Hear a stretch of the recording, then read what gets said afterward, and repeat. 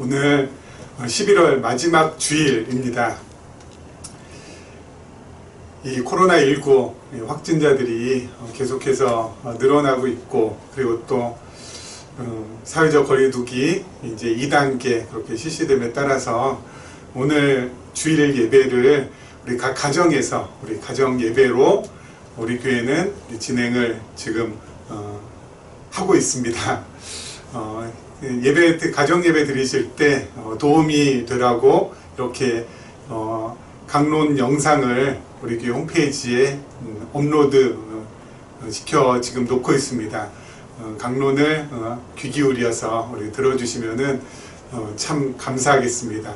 특별히 또 부탁할 것은요, 여러분들 가정에서 이렇게 강론 그냥 들으시고 그냥 거기에서 그치지 마시고, 강론 듣고 느낀 점, 뭐 좋은 점도 괜찮고 뭐 또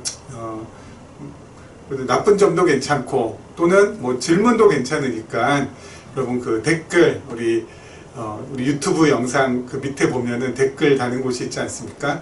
거기에다가 댓글로 이렇게 올려주시면은 참 좋을 것 같아요. 그래서 나 혼자만 그냥 듣고 그냥 끝나는 것이 아니라 함께 나눌 수 있는 그러한 장이 되었으면 좋겠고요. 그리고 지난 9월인가요? 그때도 이렇게 저희가 코로나 확진자가 다수 발생함으로 인해서 온라인으로 강론을 할 수밖에 없을 때, 그때 제가 아는 어떤 선교사님께서 정말 아주 그냥 깔끔하게 막 40분 되는 그 강론 영상의 그 길이 이 정말 매우 긴 이 영상을 보시면서 아주 깔끔하게 뭐 한 줄 또는 두 줄로 요약해서 올려주셨던 것을 기억하고 있습니다. 아무튼 강론 들으시고 요약해서 이렇게 올려주셔도 좋고요. 또는 뭐 느낀 점, 뭐 좋은 것이든 뭐 또는 나쁜 것이든 다 괜찮으니까 이렇게 올려주셔서 우리 서로가 이렇게 좀 좋은 소통의 장, 또는 여러분 성도의 교제라고 하지 않습니까? 성도의 교제가 뭐 같이 만나서 뭐 부동산 가격 얘기하고, 물론 또 뭐 주가 얘기하고 뭐 이런 것도 물론 뭐 괜찮겠지만, 이 말씀을 서로 나누는 교제야말로 이 최상의 교제가 아닐까라는 생각이 듭니다. 근데 지금 뭐 저희가 서로 만나서 대면으로 그렇게 할 수가 없으니까 우리 비대면으로나마 그렇게 하게 되면은 참 좋겠다는 생각이 듭니다. 여러분들 꼭 좀 부탁을 드리도록 하겠습니다. 뭐 이렇게 부탁했는데도 뭐 나는 뭐 듣고 그냥 끝난다, 또는 하던 소리인데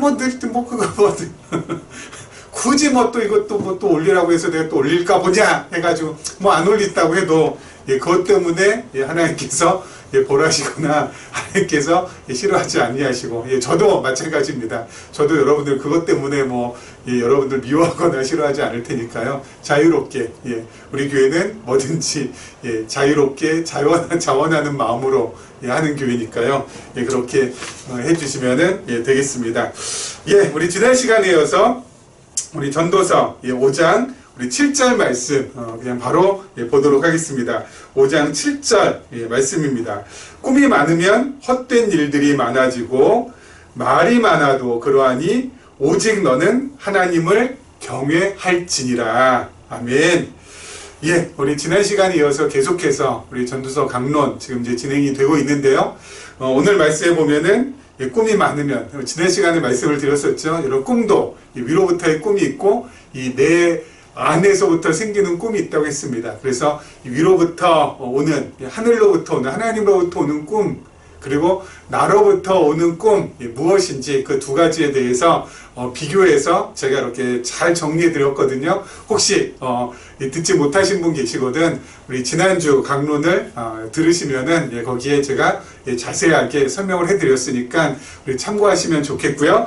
오늘은 헛된 일이 많아지고 말이 많아도 어때요? 헛된 일이 많아진다고요. 근데 여기서 중요한 것은 이때의 말이 많아도 할 때 이 말은 사람을 죽이는 말이겠죠. 여러분, 말에도 두 종류가 있습니다. 꿈도 두 종류가 있다고 했는데요. 말도 두 종류의 말이 있습니다. 말도요. 어떤 말이 있냐면은, 첫째, 사람을 살리는 말이 있고요. 그리고 사람을 죽이는 말이 있습니다.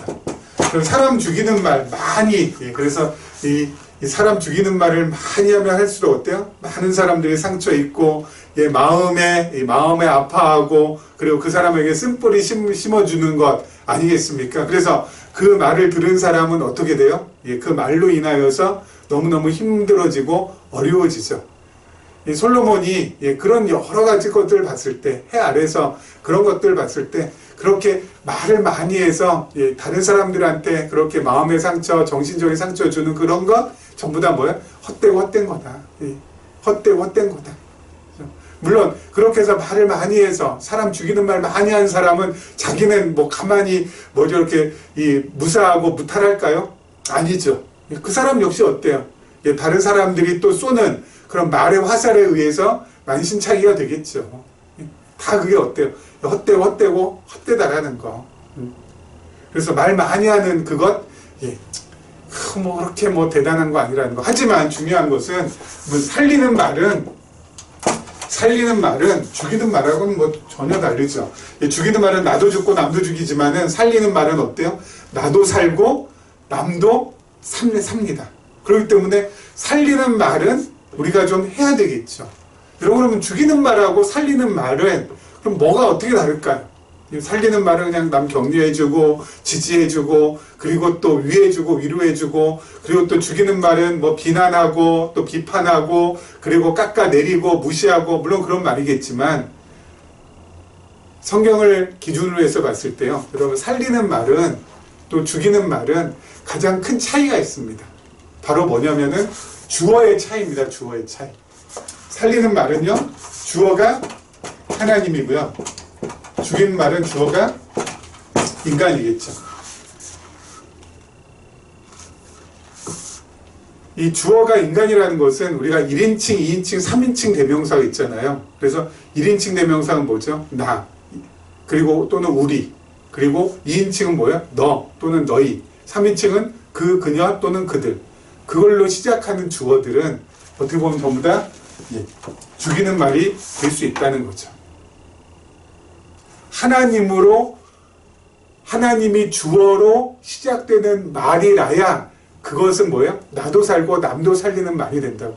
근데 이게 참, 우리가 지금 잠깐 말씀드렸지만, 여러분, 우리는 주로 이 대화할 때나 또 일상생활에서 생활할 때 다 1인칭, 2인칭, 3인칭, 단수나 복수, 인칭 대명사 다 사용하지, 하나님을 주어로 해서 사용하는 것은 거의 없지 않습니까? 그렇기 때문에 우리가 일상생활에서 살리는 말보다는 죽이는 말을 많이 하고 있는 거죠. 내가 이렇게 했다, 내가 이렇게 할 것이다, 네가 이렇게 했다, 네가 이렇게 할 것이다, 우리가 이거 해냈다, 우리가 이렇게 할 것이다, 그리고 그들이 그걸 가졌다, 내가 이걸 가졌다, 너가 그걸 가졌다, 이런 거 대부분 다 그렇게 얘기하잖아요. 근데 그것이 뭐라고요? 살리는 말이 못 된다고요. 죽이는 말이라고요. 주어가 인간일 때는, 너는 할 수 있어, 너는 포기하면 안 돼, 이거 살리는 말 아닌가? 아니요, 죽이는 말이에요. 할 수 있긴 뭘 할 수 있어요? 할 수 있겠지 뭘 할 수 있어요? 인간이 하긴 뭘 해요?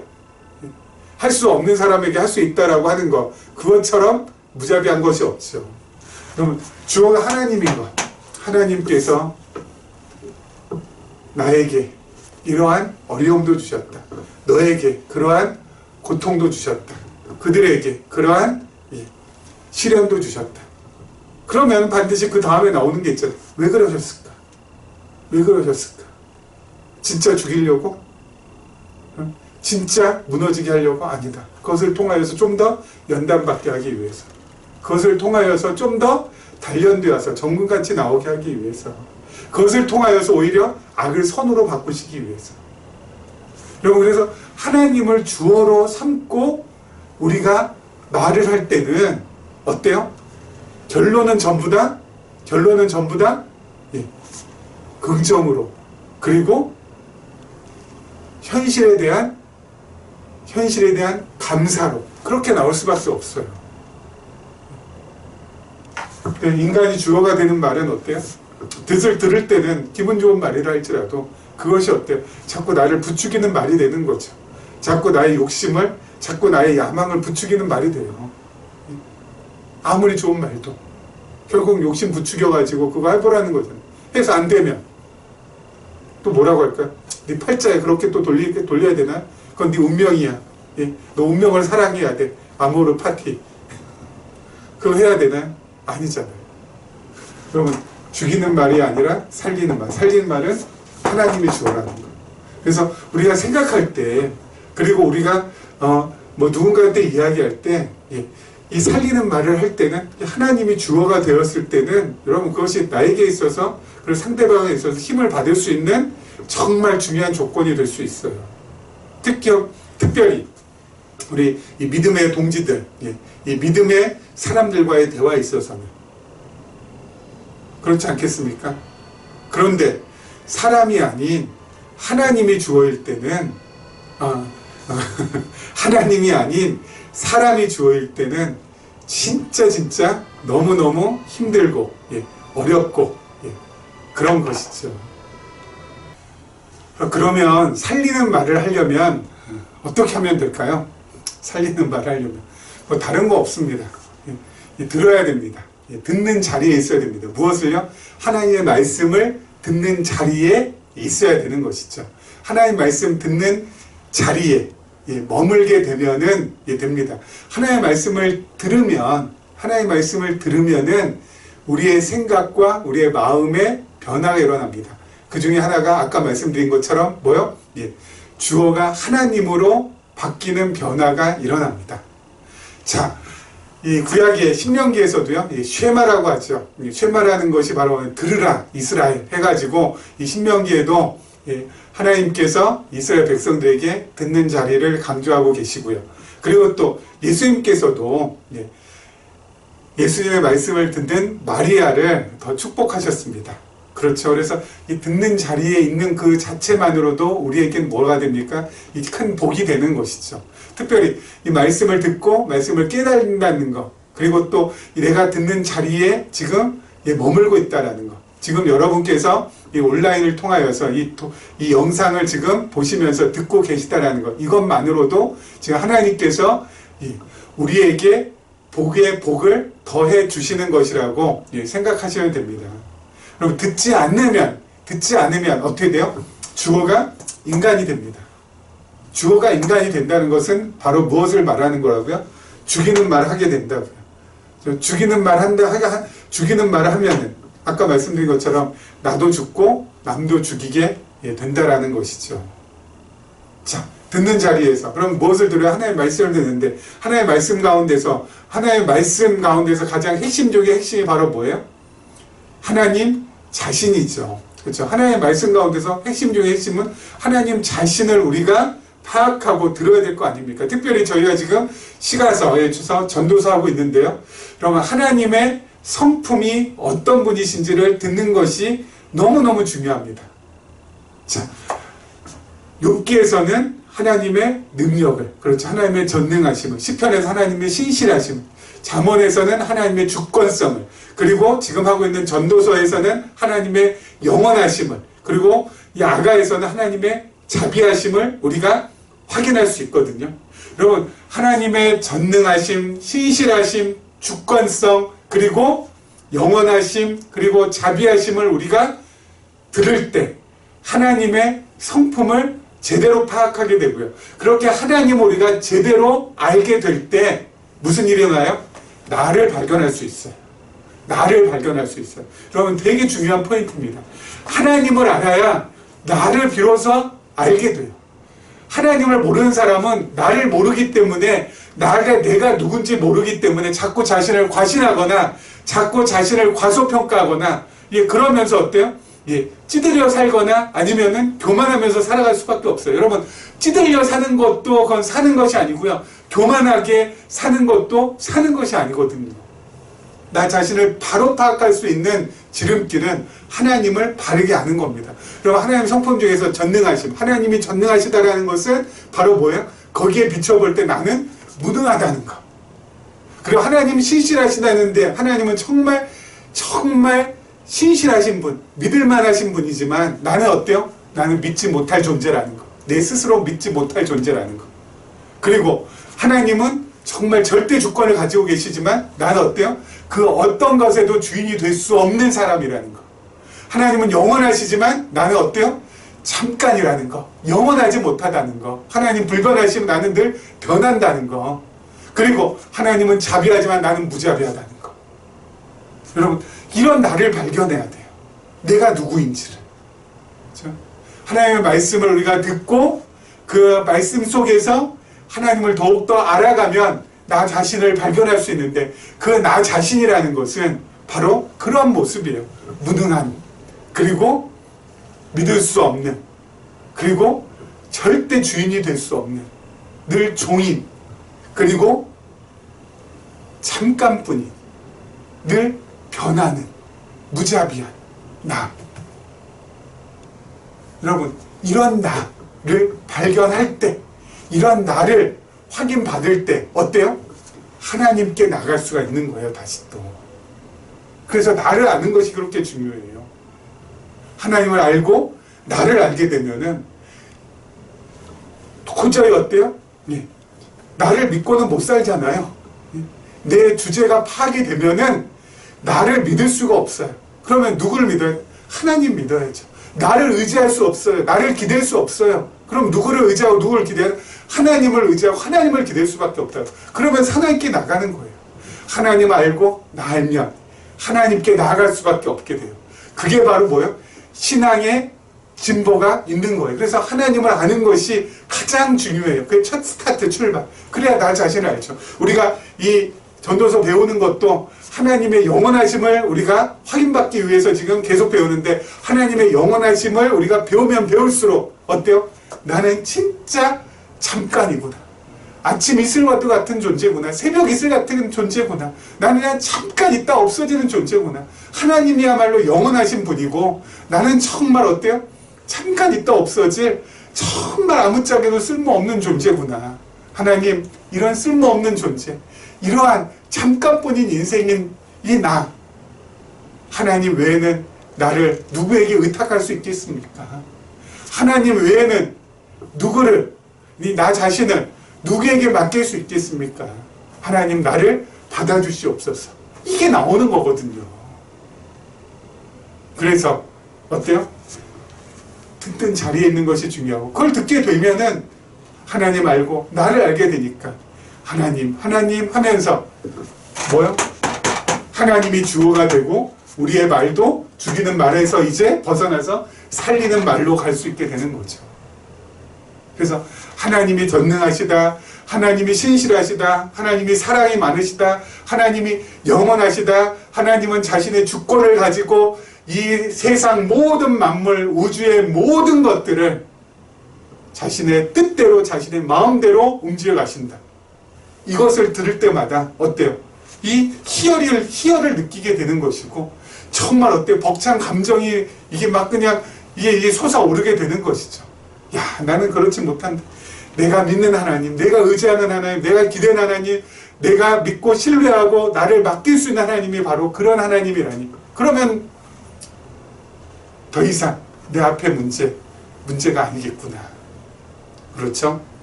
하나님 계시니까, 하나님 죽든지 살리든지 나를 이끌어 가시옵소서 하면서 하나님께 전적으로 나를 푹 맡기고, 나의 모든 문제 역시 하나님 하면서 다 맡기고, 그러면서 가면 되는 거거든요. 그러면서 살면 되는 거예요. 막 복잡하게 내가 한 문제 한 문제 다 풀려니까 이게 힘들고 복잡하고 어려운 거죠. 삶 속에서 나오는 문제들이 이게 보통 고차방정식인 문제가 아니잖아요. 그렇죠? 이게 내가 내 실력으로는 풀려야 풀 수도 없는 것이고, 그런 거 가지고 늘 낙심하고 늘 주저앉고 그런 게 그게 아니라고요. 하나님, 고차방정식입니다.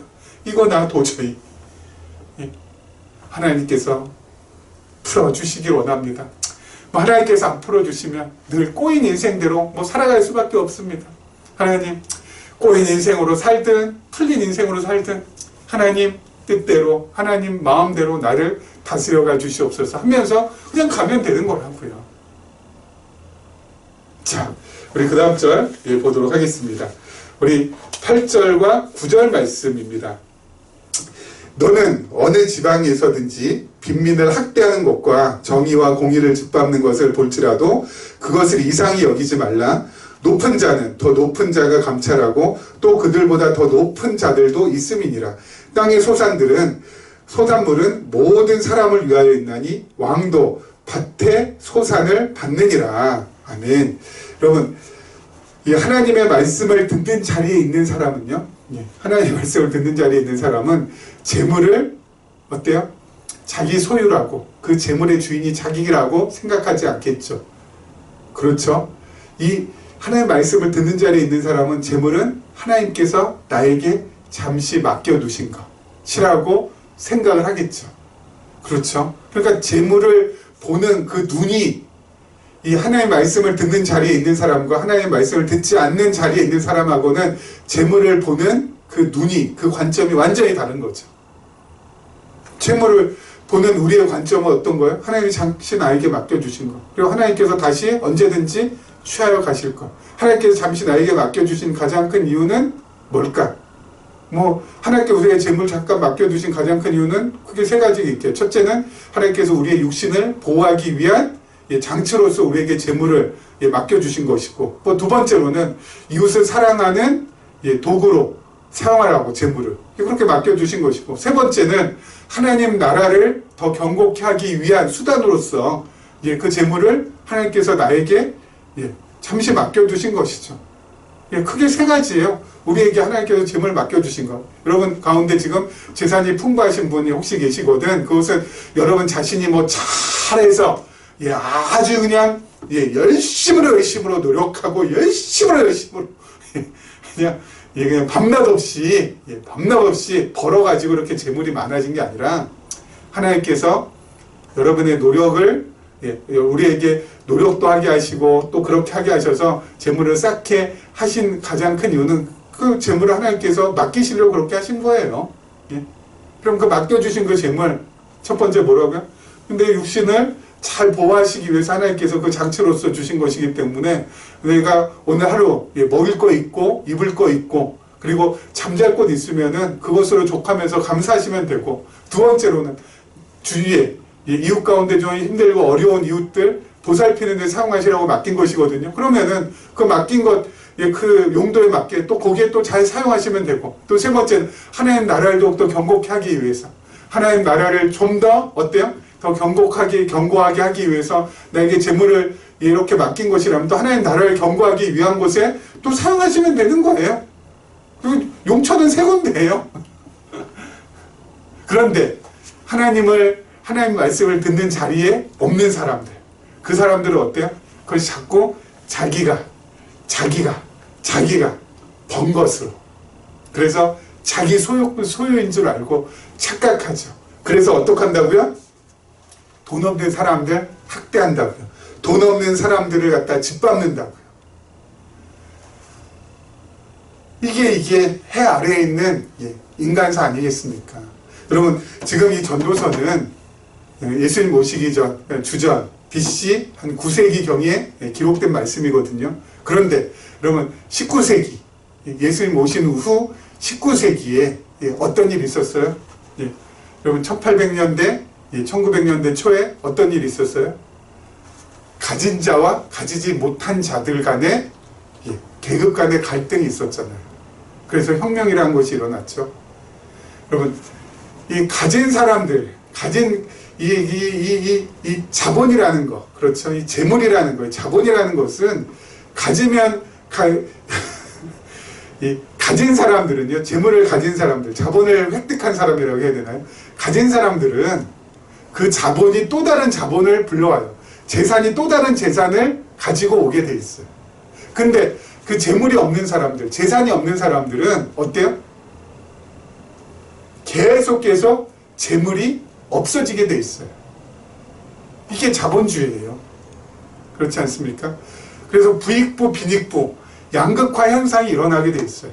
그래서 19세기 19세기에 무슨 일이 있었습니까? 이 무산자 계급이라고 하나요? 또 유산자 계급이라고 하나요? 이 부르주아와 프롤레타리아.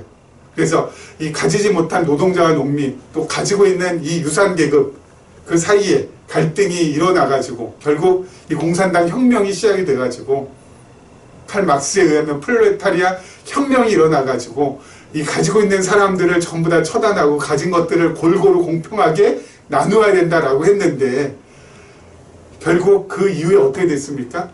그래서 공평하게 나누어가지고 그 공산 사회를 이룬 그 나라들, 과거에 소비에트 연방이나 또는 어디 공산주의 혁명이 된 나라들은 다들 그래서 아주 공평하게 아주 그냥 잘 먹고 잘 살고 그렇게 지금 이 지상에서 유토피아를 갖다가 누리면서 그렇게 살고 있습니까? 그렇지 않죠. 사람만 바뀌었을 뿐. 그렇죠? 사람만 바뀌었을 뿐. 과거에는 부르주아 계급들이 프롤레타리아들, 이 무산 계급들에게 착취를 했잖아요. 근데 프롤레타리아가 이제 혁명을 일으켜서 이 프롤레타리아 지배계급이 되니까 그 지배계급은 또 다른 피지배계급에게 또 다른 착취를 하잖아요. 그러니까 사람만 바뀌었어요. 착취하는 건 똑같아. 예? 착취하는 건 똑같고 착취당하는 건 똑같고 있는 사람이 없는 사람 학대하는 건 똑같아요. 뭐 나아지거나 더 엄청나게 발전되고 그렇지 않잖아요. 결국 이 공산주의 혁명은 이 소비에트 연방이 해체됨으로 인해서 이제 한물 가게 됐죠. 그렇죠? 그럼 이제 우리 여기 남은 이 자본주의 이거 어떻게 해야 되나요? 이 자본주의 우리 이 자본주의 여기에서는 어떻게 돼요? 지금도 어때요? 그냥 학대받는 사람들 계속 학대받고 학대한 사람들도 계속 학대하고 그렇지 않습니까? 이거 어떻게 해야 되냐 이거죠. 성경은 뭐라고 하고 있어요? 성경은 뭐라고 했어요? 우리도 막 혁명 일으켜야 된다. 우리도 막 그냥 걸기해야 된다. 이럽니까? 성경은 오늘 말씀 볼게요. 높은 자는 더 높은 자가 감찰하고 또 그들보다 더 높은 자들도 있음이니라. 이상하게 공의를 짓밟는 거, 학대하는 거 어때요? 이상히 여기지 말라고. 당연한 거라고. 원래 해 아래 하나님 안 믿는 하나님 없는 해 아래의 세상은 그거 당연한 거라고. 그러면서 하신 말씀이 높은 자는 더 높은 자가 감찰하고 그리고 또 그들보다 더 높은 자들, 그들보다 더 높은 자들은 바로 누구예요? 하나님을 가리키는 말입니다. 오늘 여기 높은 자들이 복수로 사용하고 있잖아요. 여러분, 하나님은 하나님 자신을 사용할 때 이 복수 명사를 사용할 때가 많아요. 창세기에도 보면은 사람을 창조하실 때 우리의 형상대로, 우리의 모양대로 만들자고 하시고요. 그리고 이사야 선지자 부를 때도 뭐라고 하시냐면은 누가 우리를 위하여 갈고 하나님께서는 자기 자신을 일컬어서 복수 명사로 지칭하실 때가 있거든요. 오늘 말씀드린 복수 명사예요. 이 높은 자들도 있느냐. 결국 뭐야? 여러분, 지금 이곳, 여기가 다가 아니라는 거예요. 제가 늘 말씀드리지만, 지금 이곳, 지금 이곳, 여기, 우리의, 다시 크게 그려야 되겠네요. 우리 지난 시간에도 그렸었죠?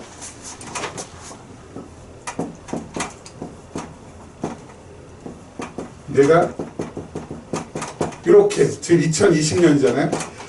이 현재 여기서부터 지금 시작돼서 여기까지 우리가 이제 태어나서 지금 살고 있고 여기 이게 다가 아니라는 거 늘 기억하세요. 지금 이게 다가 아니라는 거. 그럼 뭐가 있다고요? 이 뒤에도 있고요. 이 앞에도 있어요. 영원. 이 영원 세계에 비해서 이거는 점에 불과해요. 지금 여기서부터 여기까지는 그냥 점에 불과하다고요. 점에 불과하다고. 그래서 여기에 살면서 학대받는 인간들, 학대하는 인간들 그 이상이 여기지 말아요. 왜요? 끝나고 나서 반드시 뭐가 있다고요? 영원한 세계에 들어가죠. 늘 흰 보좌 심판이 있습니다. 늘 말씀드리잖아요. 그렇죠? 예. 이제 지금 이방인의 구원 시대 끝나고 유대인 구원 시대 끝나고 예수님 재림하시고 그리고 나서 천년왕국 시작되고 천년왕국 이제 끝나고 나서는 반드시 뭐가 있어요? 흰 보좌 심판이 있다. 이때는 저와 여러분 모두가 다 부활해서 하나님 앞에서 흰 보좌 심판에서 심판을 받는데 이때 우리들은 영생으로 그렇지 못한 자들은 영벌로 이게 있다는 거예요. 여러분 이건 잠깐이라고요. 이게 진짜예요. 여기가 진짜예요. 하나님께서 지금 뭐 하신다고요? 지금 이렇게 학대하는 사람들 다 어때요? 감찰하고 계신다고. 감찰한다고. 요즘 요즘 언론에 많이 나오죠. 이 감찰 뭐요, 법무부 감찰국인가요? 거기 아주 막강하대요. 그렇죠? 감찰한다고. 예? 감찰한다고요. 하나님께서 감찰하신다고. 누구를? 학대한 사람. 이 하나님 모르는 누구야? 하나님을 알지 못하는 가지지 못한 자들 짓밟고, 공의와 정의 짓밟고 무시하고 하는 거. 하나님께서 전부 다 보고 계시다가 결국 마지막 때 하나님께서 최후의 심판하신다는 거죠. 그래서 이상히 여기지 말고. 그래서 예수 믿는 사람들 너무 그것 때문에 속상해하지 말라는 거예요. 그렇죠? 저런 나쁜 자식들이 있나? 뭐 해봤자 소용없죠. 뭐. 어차피 그 나쁜 자식들 학대하는 그 나쁜 자식들 뭐 전부 다 어때요? 혁명으로 전부 다 뒤집어 엎어가지고 다 처단해버리면은 그것보다 더 나쁜 자식들이 그 자리에서 더 나쁜 짓 하거든요. 세상 역사가 그렇게 흘러왔잖아요. 그렇죠? 이상히 여기지 말라.